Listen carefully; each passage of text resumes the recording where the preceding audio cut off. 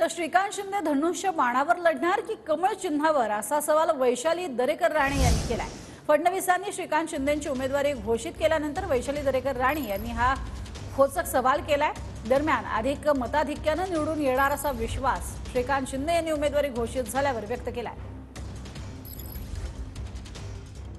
कल्याण लोकसभेमध्ये ऑलरेडी आम्ही जे आहे सगळे युतीचे कार्यकर्ते जे आहेत, युतीचे नेते जे आहेत, त्यांची एक एक बैठक जी आहे ती ऑलरेडी त्या ठिकाणी झालेली आहेत। मेळाव्यांना सुरुवात झालेली आहे, गाठीभेटींना सुरुवात झालेली आहे। त्याच्यामध्ये मंत्री रवींद्र चव्हाण साहेब असतील, यांचे भाजपचे जिल्हा अध्यक्ष असतील किंवा शहर अध्यक्ष असतील, लोकसभा प्रमुख असतील, आमचे कार्यकर्ते, राष्ट्रवादीचे कार्यकर्ते, हे सगळे जे आहेत ते एक दिलाने कधीच कामाला लागलेले आहेत।